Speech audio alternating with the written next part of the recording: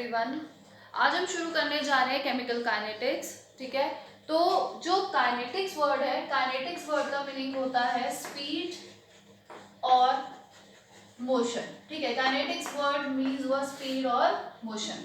तो बेसिकली जो इस चैप्टर में केमिकल काइनेटिक्स में हम पढ़ेंगे that we will study about the reaction rates and their mechanism. ठीक है, so chemical kinetics deals with the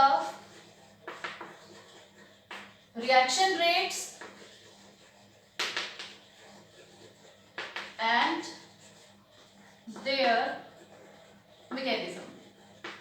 ठीक है, अब देखो क्लास 11 में आप लोगों ने दो मेजर यूनिट्स फिजिकल केमिस्ट्री की कंप्लीट करी हैं, थर्मोडायनेमिक्स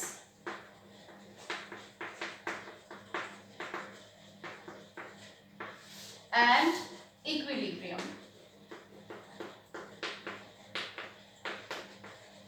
देखो जो थर्मोडायनेमिक्स है वो हमें बताता है कि रिएक्शन फिजिबल है या नहीं है, tells about the feasibility of a reaction.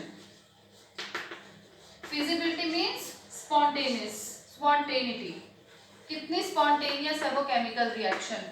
Equilibrium बताता है extent of the chemical reaction, किसी भी केमिकल रिएक्शन का extent. Tells about the extent of a chemical reaction. ठीक है, तो हम बात करेंगे लेकिन केमिकल काइनेटिक्स की। केमिकल काइनेटिक्स बताता है रिएक्शन रेट्स के बारे में। तो हम शुरू करने जा रहे हैं with the topic rate of the reaction.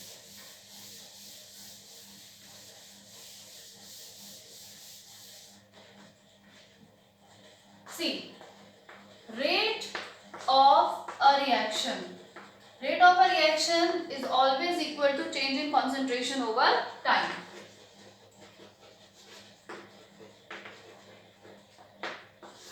change in concentration over time। अब देखो अगर हम किसी भी केमिकल रिएक्शन की बात करें तो हमारे पास एक रिएक्टेंट होगा और दूसरा हमारा प्रोडक्ट होगा, राइट। केमिकल रिएक्शन क्या है कि कोई एक सब्सटेंस मिक्स हो रहा है, that is reactant, and it is forming a new kind of substance, that is product. हम रिएक्टेंट को डिनोट कर रहे हैं R से और प्रोडक्ट को डिनोट कर रहे हैं P से।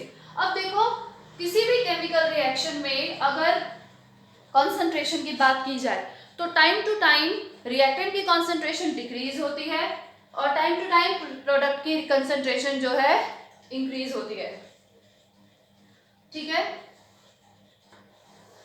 अगर हम बात करेंगे ग्राफ्स की, ठीक है, कि रिएक्टेंट की concentration versus time and product की कॉन्सेंट्रेशन वर्सेस टाइम की।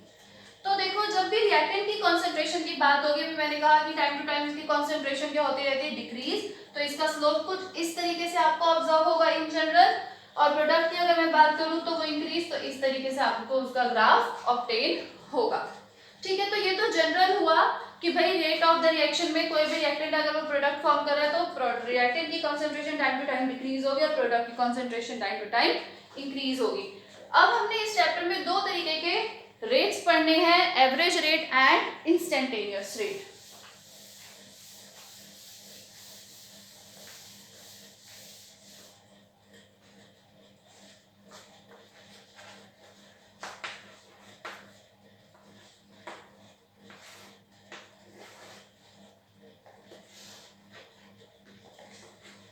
एवरेज रेट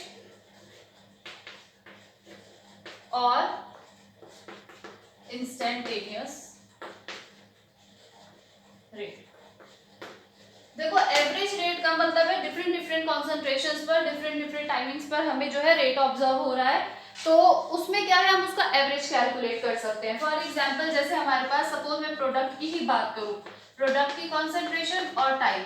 अब देखो ग्राफ कुछ इस तरीके से ऑब्जर्व हुआ, तो एवरेज रेट का मतलब है कि इस टाइम पर हमें ये कॉन्सेंट्रेशन ऑब्जर्व हुई है, इस टाइम पर ये कॉन्सेंट्रेशन ऑब्जर्व हुई है, इस तरीके से। ठीक है, लेकिन अगर मैं बात करूं इंस्टेंटेनियस रेट की, तो इंस्टेंटेनियस रेट का मतलब होता है कि उस पर्टिकुलर टाइम पर क्या रेट रहा होगा, वो होता है instantaneous rate at particular unit of time.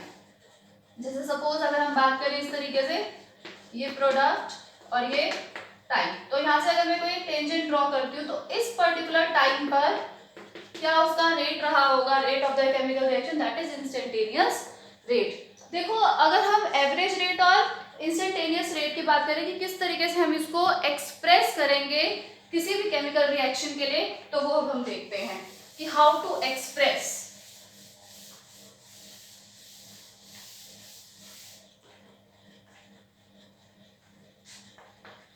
How to express the rate of a chemical reaction। ठीक है, अगर हम एवरेज रेट की बात करें तो सपोज हमारे पास एक रिएक्टेंट है जो कि प्रोडक्ट दे रहा है, यहाँ पर भी हम बोलेंगे एक रिएक्टेंट है जो कि प्रोडक्ट की फॉर्मेशन कर रहा है। ठीक है, तो अगर हम एवरेज रेट की बात करें, देखो ये बहुत इंपॉर्टेंट पॉइंट मैं आपको बता दिए जा रही हूँ, इसको जरा ध्यान से समझना। यहाँ पर क्या है, सपोज करो कि एक टाइम t1 है, इंटरवल एक टाइम t1 इंटरवल है जहां पर कॉन्सेंट्रेशन रिएक्टेंट की है R1 और प्रोडक्ट की कॉन्सेंट्रेशन है P1। सिमिलरली एक टाइम इंटरवल है t2, उसकी कॉन्सेंट्रेशन यहाँ पर होगी R2 रिएक्टेंट की और प्रोडक्ट की होगी P2। एक चीज आपको हमेशा याद रहे कि जब टाइम टू टाइम रेट जो है रिएक्टेंट का, ठीक है, rate of reaction for the reactant वो डिक्रीज होता है, यानी कि उसको हम बोलते हैं रेट ऑफ डिसअपीयरेंस। डिसअपीयरेंस का मतलब है कि टाइम टू टाइम वो रिएक्शन के साथ खत्म होकर चली जा रही है। तो अगर हम रिएक्टेंट की बात करें, सिर्फ रिएक्टेंट की, तो वो हो जाए, उसको हमेशा हम माइनस साइन से डिनोट करेंगे, चाहे कोई भी रिएक्टेंट हो उसके लिए you have to use a minus sign. तो यहाँ पर ये हो जाएगा R2 minus R1 upon T2 minus T1। ये हुआ rate of disappearance of a reactant. Rate of disappearance of a reactant. ठीक है, सिमिलरली अगर मैं बात करूं प्रोडक्ट की, प्रोडक्ट बन रहा है, रिएक्टेंट की कॉन्सेंट्रेशन डिक्रीज हो रही है, तो अगर ये डिसअपीयरेंस है तो दूसरा क्या होगा, अपीयरेंस। तो अगर यही मैं प्रोडक्ट की बात करूं तो वो हमेशा उसमें प्लस साइन रहेगा। This will be equal to P2 minus P1 upon T2 minus T1। ये होगा आपका rate of appearance of a product. ठीक है, अब देखो यहां पर क्या है, अगर हम एवरेज रेट की बात कर रहे हैं, ठीक है, हम एवरेज रेट की बात करेंगे तो हम इसके चेंज को शो करेंगे बाय द साइन डेल्टा। तो minus delta R upon delta T। ये ब्रैकेट रिप्रेजेंट कर रहा है कॉन्सेंट्रेशन को, ये ब्रैकेट का मतलब है कि कॉन्सेंट्रेशन है, concentration which will be determined in terms of molarity, that is mole पर लीटर। सिमिलरली अगर प्रोडक्ट की बात करेंगे तो this will be equal to plus delta P upon delta T। ठीक है, तो ये बात हुई हमारे एवरेज रेट्स की। यही बात अगर हम इंस्टेंटेनियस रेट की करेंगे तो this delta sign will be replaced by the sign D, यानी डिफरेंशियल। ठीक है, और ज्यादा इसमें कुछ चेंजेस नहीं है। अगर हमने इंस्टेंटेनियस रेट को यहाँ पर हमने रिप्रेजेंट करना है तो उस कंडीशन में जैसे R गिव्स P है, ठीक है, तो इंस्टेंटेनियस के लिए मैं बात कर रही हूँ, रेट ऑफ रिएक्शन इंस्टेंटेनियस। तो इसमें भी माइनस साइन रहेगा बट डेल्टा की जगह आ जाएगा dr बाय dt और equal to plus sorry this dp upon dt। Why they are equal, चाहे वो आपका इंस्टेंटेनियस रेट हो, यही मैं अगर एवरेज की भी बात करूं, साथ ही में हम एवरेज भी लिख देते हैं, इसको एवरेज के लिए भी अगर हम लिख देते हैं साथ में, तो this will be equal to minus delta R upon delta T equal to plus delta P upon delta T।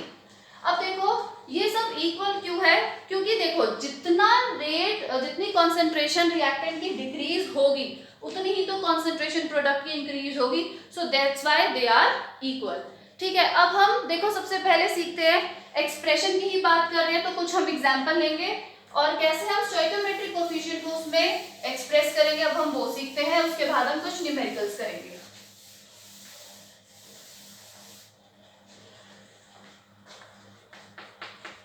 Expression for the average rate of a chemical reaction.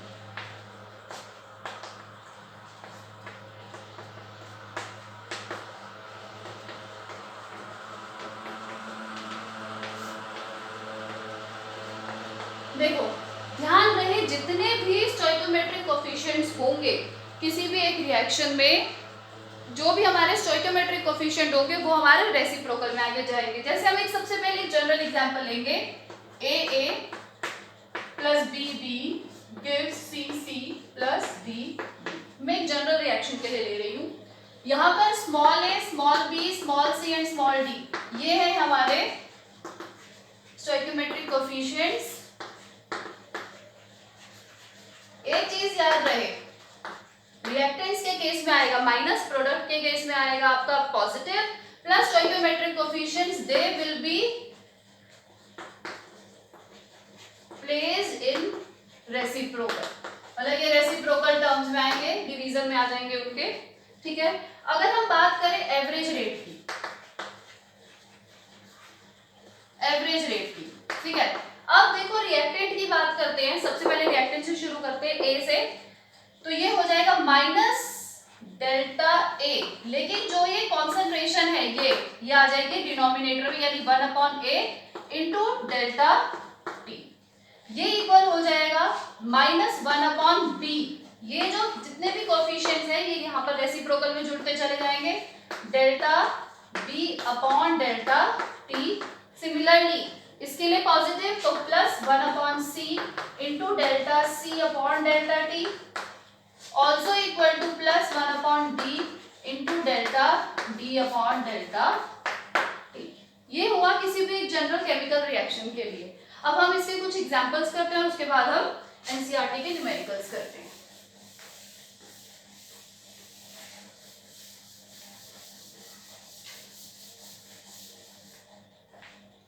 देखो कोई एक एग्जांपल हम ले रहे हैं, H2 plus Cl2 gives 2HCl, या 2HI gives H2 plus I2 and N2 plus 3H2 gives 2NH3।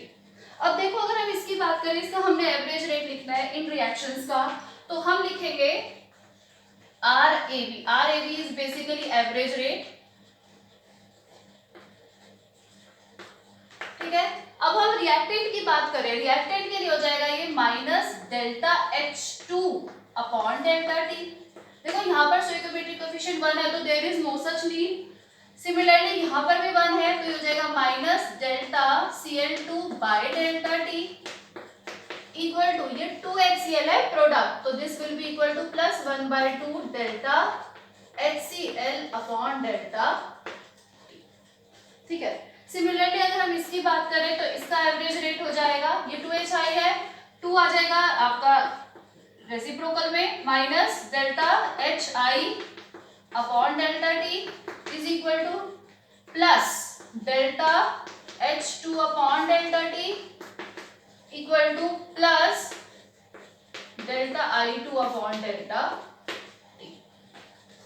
ठीक है, सिमिलरली अगर हम इन रिएक्शंस के लिए देखें तो ये हो जाएगा R average is equals to, ये 1 है तो minus delta N2 upon delta T equal to 3H2, again reactant है तो minus 1/3 delta H2 upon delta T. Do not forget to put these brackets. This is for the concentration, that is molarity, equal to plus 1/2 delta NH3 upon delta T. Numericals आपके NCERT में average rate से related है, तो इसलिए हमने इसका expression अच्छे से सीख लिया है। अब देखो सबसे पहले देखते हैं यूनिट क्या है एवरेज रेट की या किसी भी रेट की, फिर हम न्यूमेरिकल से शुरू करते हैं। यूनिट क्या है unit rate of the reaction. अब देखो रेट क्या होता है, कॉन्सेंट्रेशन अपॉन टाइम। अगर हम स्टैंडर्ड यूनिट्स की बात करें तो ये हो जाएगा मोल पर लीटर अपॉन टाइम की हम जनरली सेकंड लेकर चलते हैं, कई बार मिनट्स में भी होगी तो कोई प्रॉब्लम नहीं है, तो यूनिट विल बी मोल पर लीटर पर सेकंड, और अगर यही मिनट में होगा तो मोल पर लीटर पर मिनट और मोल पर litre per hour, depends on the variation of the unit of time. अब हम शुरू करेंगे कुछ एग्जांपल्स, कुछ क्वेश्चंस एनसीईआरटी के हम डिस्कस करने जा रहे हैं, ठीक है। सबसे पहले हम शुरू करेंगे इंडेक्स क्वेश्चन नंबर 1 से। इंडेक्स क्वेश्चन नंबर 1, ये क्वेश्चन ये कह रहा है for the reaction R gives P, ठीक है, ये इसने रिएक्शन दे दी है। concentration of reactant, I am writing it as R, changes from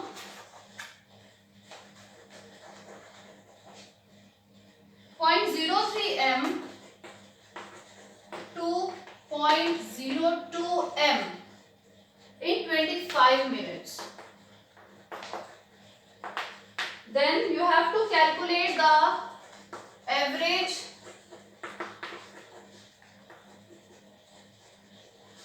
rate of the reaction using units of time in both minutes and seconds.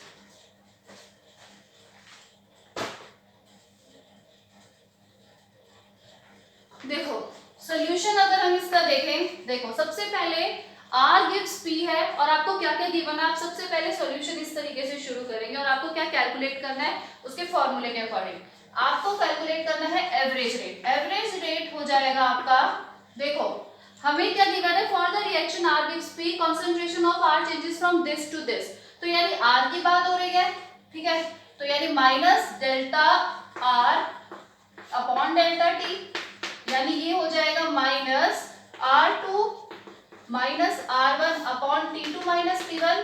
अगर आप इसको ऐसे नहीं भी लिखते हो तो कोई प्रॉब्लम नहीं है, आपको पता होना चाहिए इनिशियल क्या है फाइनल क्या है।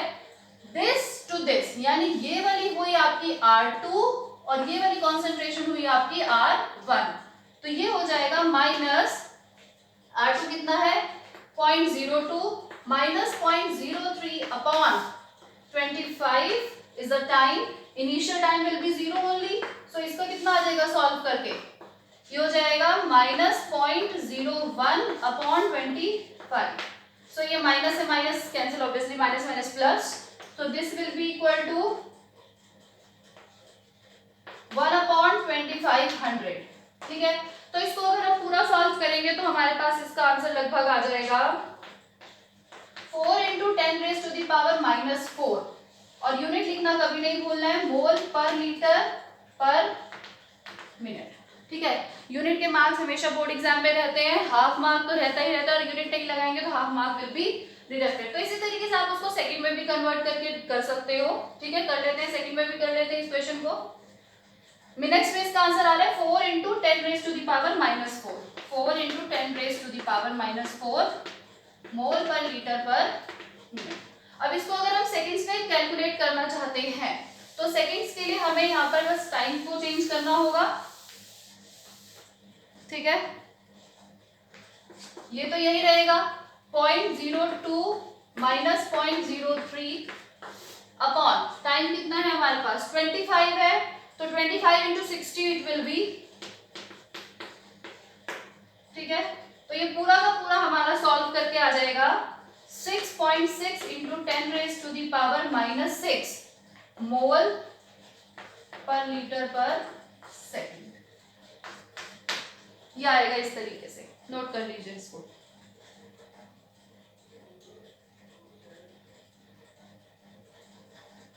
इसी तरीके से हम इंटेक्स क्वेश्चन नंबर 2 करते हैं, एनसीईआरटी का इंटेक्स क्वेश्चन नंबर 2।